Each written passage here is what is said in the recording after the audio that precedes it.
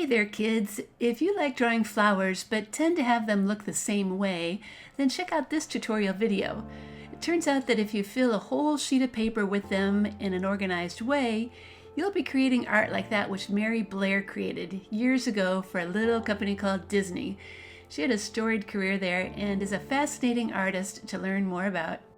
Hi, my name's Kathy, and I've been teaching kids how to draw for over 20 years now. You know, my favorite thing to do is to show students that when you take things one step at a time, learning how to draw just might be easier than you think. Here are the supplies I used for this project: a sheet of drawing paper, a pencil, and this set of water-based markers. It will help to have a set that has a couple different shades of green and yellow and pink. Now you're welcome to just freehand those stacks of flowers, but I think it does help to have a guide to follow. So I recommend having a center line and one on the right and on the left, and we can erase it when we're done. Okay, just to make sure we all get off to a good start, let's start with that bottom flower in the middle and just begin with a round circle that's near the bottom and is about this big, like bigger than a quarter. After that first circle is drawn, we can add a smaller one inside and then begin to add petals all around the outside. I'm going to draw mine about this big and add a little space in between so I don't have quite so many to draw. Just keep going until you get back to where you started.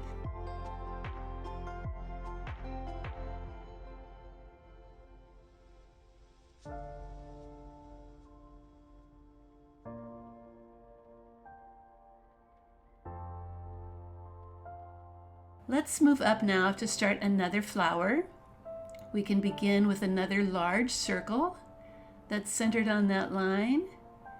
Then draw a smaller one inside and an even smaller one inside that.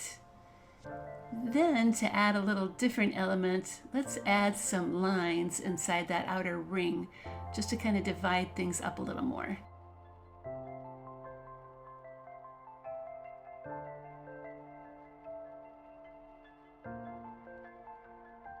Once the center of that flower is done, we can start to add petals.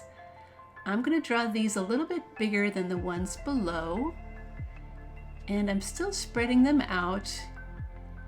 And as you work around, as you fill in the flower, feel free to make some smaller just to make them fit if you need to.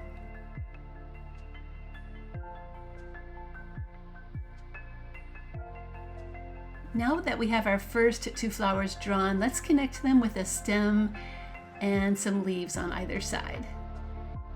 Moving up to the top of the paper, let's do a different shape of flower and draw a tulip. You might be familiar with the basic shape already, the kind of cup shape on the bottom, the zigzag line on top. But Mary Blair also liked to add decorative elements like this, a curved line inside and some pointy kind of petal shapes on the outside. Once your tulip flower is done, then you can connect it to that middle flower with a straight stem and some tulip leaves on the side. They look a little different than the other ones. Moving on to the left side, let's start with another flower there. I'm going to draw another tulip, maybe just a little bit fatter, and the zigzags a little bit different this time. And when I'm done, I'm going to add some lines inside just to add a little extra texture.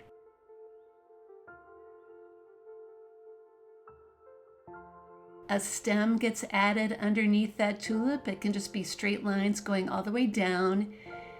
And then let's add some leaves on this side. I'm going to make mine smaller this time and in pairs.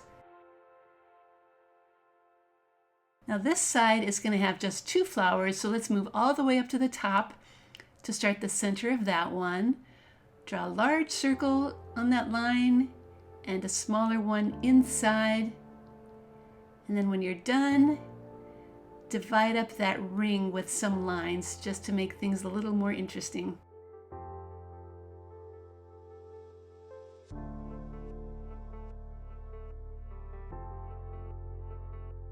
Now some petals need to be added to that top flower. So just start drawing them around that ring. And don't worry if some are larger than others. That's actually what happens in real life too. Okay, let's connect this flower now to the tulip that's below it. So begin with 2 straight lines for the stem and then add some leaves on the side. I'm making mine like the ones I did below, just maybe a little bigger this time.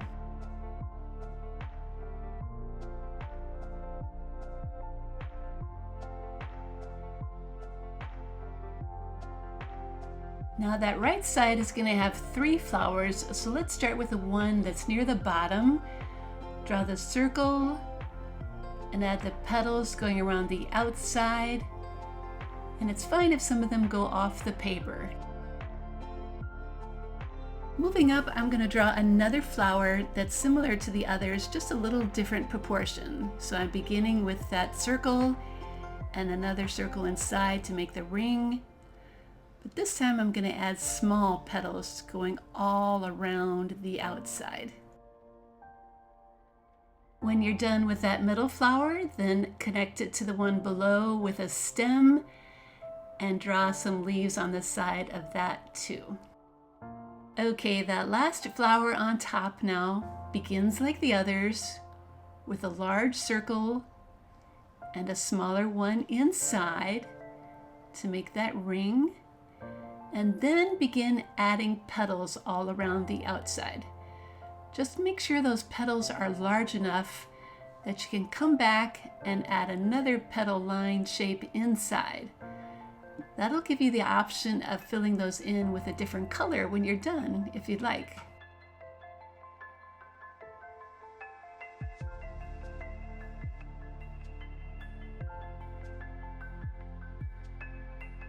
Finally, let's connect that flower to the one below with a straight stem and then add some leaves. I think Mary Blair liked to make hers in a real organized way, so that's why I like drawing them like this too. When your flower drawing is done, feel free to add some polka dots for a little more color. I'm doing that, but I'm still keeping them organized so they're kind of lined up with each other. If you do have center pencil guidelines on your paper like I do, now's a good time to erase them to keep things looking nice and neat. Now comes the fun part, filling in your drawing. I recommend limiting yourself to about 7 colors so you get a kind of rhythm going on. These are the 7 that I have chosen. You could work like I'm doing here, by taking one color and filling in a random bunch of shapes before you switch to the next color. Or you could work on one flower first and finish it before you go on to the next. It doesn't matter as long as you stick to your group of colors. Just keep in mind that it'll be nice to have your colors evenly spread out too, so they're not all the same in one corner or something. I'm glad I have this peach to kind of lighten things up. And 2 different shades of green, so I can have some things light green like this, and others a darker bluish green. So in today's lesson, we learned how to draw flowers in a very organized and modern way, like Mary Blair did as an artist, designer, and stylist for Disney. Her distinctive style with bold colors and simple shapes influenced the movies Cinderella and Alice in Wonderland and Peter Pan. She's also famed for designing the It's a Small World attraction. Pretty amazing. If you enjoyed this tutorial, then hop over to my website, Art Projects for Kids, where you'll find even more fun projects inspired by famous women artists like Laurel Birch and Grandma Moses. I hope you check them out too, and most of all, I hope you keep on drawing.